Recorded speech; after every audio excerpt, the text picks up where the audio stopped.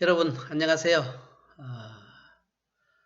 오늘은 여러분과 함께 플랫폼에 대한 이야기를 좀 하고자 합니다. 여러분 플랫폼이 뭐죠? 플랫폼은 기차역입니다. 기차역.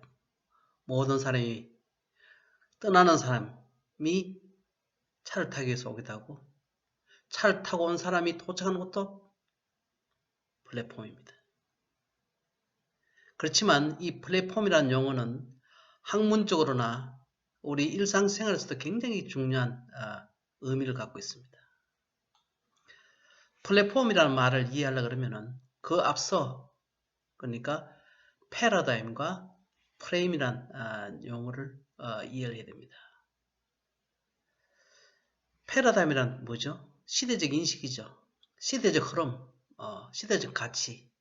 그리고 우리 대한민국에 살고 있는 모든 사람이 갖고 있는 시대적 가치의 공통점이 바로 패러다임입니다. 그런데 그 동일한 대한민국에 살고 있음에도 불구하고 동일한 패러다임 속에서 이 상황을 갖다 인식하고 있음에도 불구하고 사람마다 생각이 다릅니다. 정치적 견해가 다르고 경제적 견해도 다르고 문화적 견해도 다르고 좋아하는 것도 다르고 그래서 그것을 보는 관점을 정할 필요가 있습니다. 도대체 이 시대를 어떤 관점에서 어떤 틀에서 볼 것인가 하는 것이 바로 프레임입니다. 여러분 이 사각형의 이 틀 속에 세상을 보면 사각형 속에만 있죠. 그죠? 이 둥글게 한 손가락 사이를 보면 손가락 모양의 세상이 보입니다. 그것이 바로 프레임입니다. 그래서 시대적 인식과 개인적 사고의 틀 이것이 모여서 우리는 사회를 변하게 하고 발전시키기도 하고 퇴보시키는 프레임도 있죠. 그죠?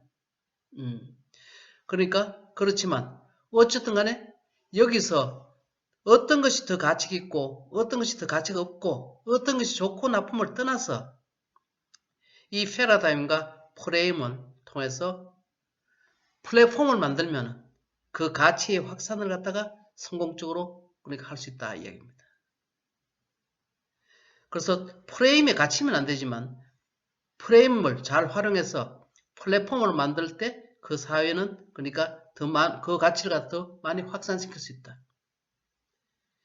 즉 좋은 패러다임, 좋은 프레임, 좋은 플랫폼은 없습니다. 그렇지만 패러다임이라는 시대적 인식과 프레임이라는 시각과 그리고 플랫폼이라는 그것을 확산시키는 도구 이 세 가지가 이 사회생활에서나 문명의 발전이나 무엇보다도 학문적 발전에 굉장히 중요한 가치를 갖는다는 것을 때문에서 오늘은 플랫폼의 중요성과 이 가치에 대해서 한번 설명해 보고자 합니다. 원래 플랫폼의 뜻은 기차역이라기보다는 고유한 자기만의 사업 운영 체계입니다. 아마 여러분들은 사업가일 경우에는 여러분 다른 사람들과 다른 어떤 플랫폼이 있을 겁니다. 그 체계가 바로 플랫폼입니다. 예를 들어서 인터넷이라는 플랫폼을 이용해서 구글, 애플, 페이스북, 아마존은 엄청나게 성장이고 세계적인 기업이 되지 않습니까? 그래서 이제는 이 플랫폼이 자기 조직의 승패, 목적의 달성을 좌우하는 결정적인 핵심 요인으로 그러니까 활용되기 시작했습니다. 실제로 활용되는 게 아니라 성공한 사례가 많죠. 이 플랫폼이 부상한 배경은 사실은 종전에도 전통적으로 플랫폼이 있었습니다만은 인터넷 기반 기술이라는 경영 시스템 자체가 이것을 잘 활용하느냐 마느냐에 따라서 그러니까 이 플랫폼의 가치가 높아지기 시작합니다. 조금 전에 말씀드렸다시피 애플, 구글, 아마존, 페이스북, 이것을 우리는 인터넷 혁명을 주도하는 4인방이라 하지 않습니까? 이 4인방이 성공할 수 있던 가장 근본적인 원인은 뭐였습니까? 인터넷이라는 플랫폼이었던 겁니다. 그래서 구글 회장인 에릭 슈밋은 우리의 성공 비결은 우리만의 강력한 플랫폼이다. 즉 인터넷 플러스 알파를 한 겁니다. 그래서 참고로 이 10년 전 경우에는 마이크로소프트가 세계적 기업이고 인텔, 시스코, 데일이라는 이런 회사들이 아주 세계적 명성을 갖고 있었죠. 그렇지만 그 사이에 12년 사이에 이 MS나 인텔은 벌써 10년 전에 그러니까 이 플랫폼 경쟁에서 뒤떨어지기 시작했고 또 이 스마트폰의 절대 강자였던 이 노키아도 12년 전에 벌써 그러니까 MS에 인수되고 말았습니다. 즉 먹고 먹히는 이런 현상이 생기는 가장 중요한 원인은 뭐냐? 이 플랫폼을 잘 이용하거나 플랫폼을 잘 활용하거나 플랫폼을 시스템을 잘 운용한 것이 바로 이 원인이 되는 겁니다. 거꾸로 이야기하면 망한 원인이 뭐냐? 이 플랫폼을 갖다 무시하고 플랫폼이라는 이 도구를 인터넷이라는 플랫폼이라는 도구를 갖다가 그러니까 전통적인 가치 기준으로 봤기 때문에 그런 겁니다. 그래서 여기 말씀드렸다시피 여러 학문과 산업체계 영역을 무너뜨린 융복합화가 가능하고 이런 것들이 바로 플랫폼으로 해서 가능해지기 시작했다. 조금 전에도 말씀드렸습니다만 플랫폼이란 말은 일산 상용에서는 기차를 타고 내리는 정거장입니다. 근데 원래 기차 승하차 공간에서는 이 음악 선수들이 하는 무대 강단에 뜻하기도 했다. 그래서 이 플랫폼이란 말은 이 원래 16세기에 만들어진 용어인데 이것이 이제는 일상생활 속에서는 기차역으로 예술이나 비즈니스 영역에서는 그러니까 확단되기 시작한 겁니다. 그렇지만 이제는 이 플랫폼이라는 의미를 갖다 좀 다른 차원에서 봐야 됩니다. 즉 플랫폼은 승하차 공간이나 어떤 무대 강단, 어떤 장치를 설명하는 것이라기보다는 특정 장치나 시스템 등이 이를 구성하는 기초가 되는 틀로 봐야 된다. 스트럭처, 골격으로 봐야 된다. 뼈대로 봐야 된다. 코어로 봐야 된다. 입니다. 왜? 이제는 이 플랫폼이라는 것이 장치, 무대, 공간 이상의 새로운 그러니까 영역의 어떤 전략적 도구가 되기 시작했습니다. 그래서 플랫폼 지금 플랫폼이라는 개념이 벌써 변한 게 우리 기차역을 보십시오. 기차역이라는 것은 여행을 하는 사람들이 도착하거나 출발하는 곳이죠. 기차가 기다리고 있고 사람들이 거기 가고 있고 하는 겁니다. 그렇지만 그게 지금 벌써 우리 주변에 어떻게 됐습니까? 상가가 되고 문화센터가 되고 관광지가 되는 경우가 많지 않습니까? 명소가 되는 겁니다. 쇼핑몰. 기차역이라보다는 쇼핑몰을 또는 편의점 성격이 더 강하지 않습니까?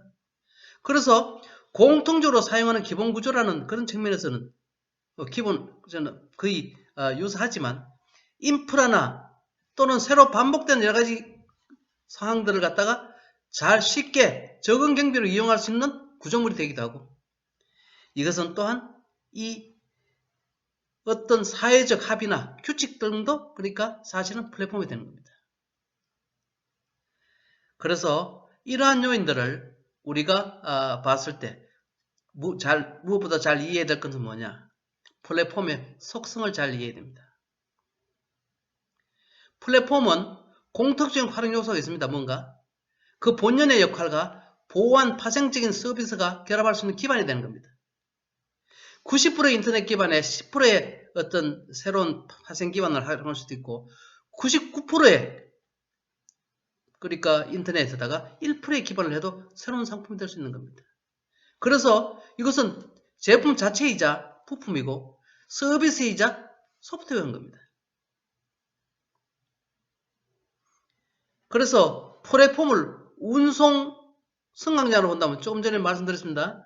기차, 교통수단의 교통수단과 승객이 만나는 공간이고, 그 다음 이제 돈을 지불하고 승객이 원하는 장소에 데려다 주는 것이고, 어떤 매점이나, 그 다음 이제 어떤 음식점이 있는 것이고, 주변에는 상가가 있고, 또 거기에 사람들 오니까 광고가 있을 수 있고, 그 다음에 기타 등등등의 이런 어떤 부가가치를 창출할 수 있다고 생각했는데, 여기에 이 이상의 새로운 가치들이 생기기 시작했다는 겁니다.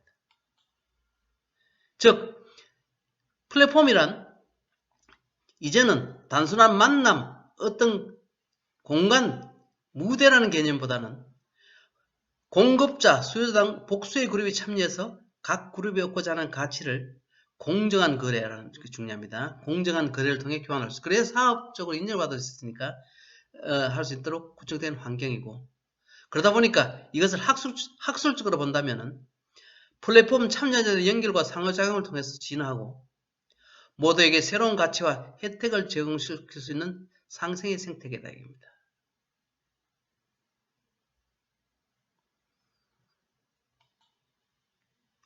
그래서 이 플랫폼의 역할과 효과를 본다 그러면 이 플랫폼이 조직, 창업을 비롯한 모든 기업, 모든 사회적 조직에 주는 효과는 뭘까요?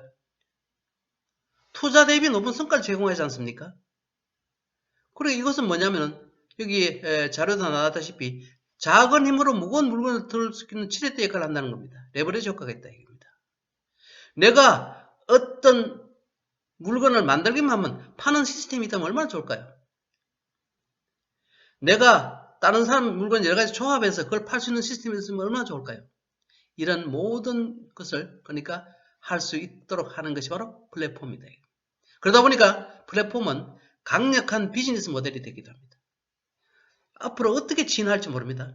어떻게 발전할지 모릅니다. 인터넷을 활용해서 처음에 우리가 카카오톡이나 네이버 이메일을 무료로 쓰고 카카오톡을 무료로 쓰다가 지금은 그 플랫폼에 이 멤버가 돼가지고 이제는 광고를 보지 않을 수도 없고 거기에 뱅킹을 하지 않을 수도 없고 하는 이렇게 연결이 돼버리는 겁니다.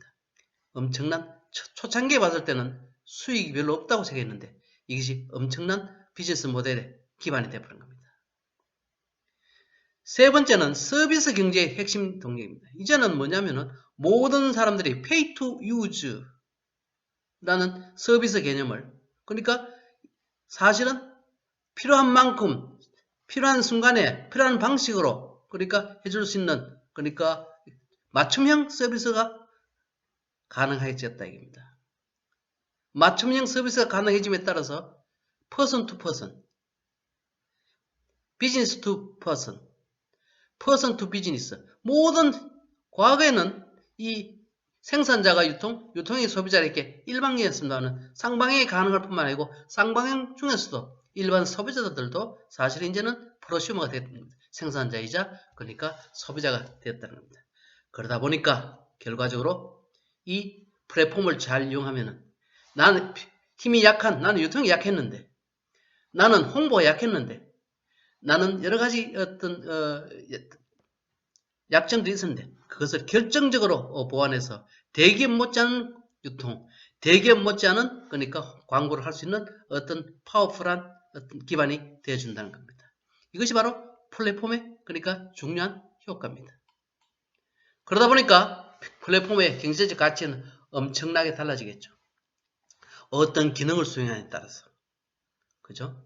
무엇을 하느냐에 따라서 그 다음 특히 반복적으로 사용할 경우에는 우리가 어떤 사람하고 거래를 하는데 거래 조건을 그러니까 정하고 그 다음 거래 가격을 정하고 그 탁송을 하고 그 다음 이 지불을 받고 하는 그런 일련의 프로세스가 있습니다. 그렇지만 지금 어떻습니까 여러분? 한번 어떤 인터넷 쇼핑몰과 거래를 하면은 그 다음부터는 카드 번호만 입력한다든지 또는 자기 본인 인증만 하면 자동적으로 그러니까 결제가 되므로 그의 지금까지 반복적으로 했던 그런 다양한 업무들이 이제는 필요가 없어진다. 소위 말해서 플랫폼을 공유함으로써 그것이 꼭 좋다는 이야기는 아닙니다. 개인적인 정보 문제도 있고 사생활 문제도 있고 어떤 경우는 심지어는 자기의 어떤 뱅킹 정보까지도 노출되는 경우가 있으니까 위험은 있습니다. 그렇지만 분명한 사실은 반복적 사용할 경우에 여러 가지 반복적인 일을 다시 안 해도 할 수 있는 많은 가치를 부여한다 하는 것을 알 수 있고 무엇보다도 가장 중요한 것은 네트워크 효과가 있다. 예를 들어서 쿠팡 같은 경우에는 쿠팡은 뭡니까? 쿠팡이 물건을 만드는 건 아니지 않습니까? 판매자도 구하고 구매자를 구해가 같이 연결시켜주고 정권거래소는 매도자 주식 사겠다는 사람과 주식 팔겠다는 사람을 연결시켜주고 쇼핑몰은 점포하겠다는 사람과 고객을 연결시켜주고 등등등. 그래서 조금 전에 이야기했던 프로슈머라는 개념들이 실제로 현실화될 수 있도록 해주는 가장 중요한 네트워크가 바로 플랫폼 및 경제다입니다. 그래서 이 플랫폼 경제라는 것이 굉장히 중요한데 우리는 이 중요한 것은 창업에도 또는 창업하게도 플랫폼이 있어야 되겠는데 여러분 머리에 떠오르는 창업 또는 창업의 플랫폼은 무엇이겠습니까? 지금은 많은 프랜차이즈 하는 사람들이 프랜차이즈를 갖다가 시행착오를 하고 어떤 프랜차이즈를 만나냐에 따라서 그러니까 이 성공 실패가 달라지기도 하고 본인의 어떤 할 수 있는 것은 굉장히 역할이 작아진다 입니다. 그런데 그 역할이 작아져도 조금 전에 얘기했다시피 플랫폼 좋은 플랫폼이 있으면 본인의 역할은 10%만 있으면 되고 90%가 그러니까 플랫폼에 해주면 되는데 우리의 경우에는 창업 성공과 실패, 산업 분야의 실패에 대한 플랫폼이 없습니다. 그리고 그 플랫폼이 있다 그러면 그런 것들은 전부 다 특정 어떤 그 프랜차이저들이 프랜차이즈 본부라죠. 본부가 독점하고 있거나 어떤 비공개적으로 그러니까 폐쇄적으로 운영하고 있는 겁니다. 사업은 그렇다 손 치더라도 학문은 그래서는 안 되지 않겠습니까? 학문은 우리가 똑같은 연구를 똑같은 시행착오를 계속 반복하고 해봤자 그것이 확산이 되지 않으면 소용없다 입니다. 우리는 지금보다 더 나은 연구, 진짜 필요한 연구를 해야 되는데 그 인력과 시간이 그러니까 우리가 이 창업 연구 플랫폼이 없기 때문에 문제가 된다. 그래서 제가 벌써 20년이 다 돼가는군요. 창업대학원을 만들 때도 그렇고 이 플랫폼을 그래서 이 어떤 조그만 소점포를 하는 사람들은 많은 사람들이 했던 시행착오를 다시 하지 않도록 그런 것을 데이터베이스에서 플랫폼을 만들려고 했었고 학회를 통해서나 지금 창업 연구를 통해서 이 플랫폼을 만들어 가려고 했습니다만은 사실은 이에 대한 것들이 아직은 여러 가지 면에서 미진한 형편입니다.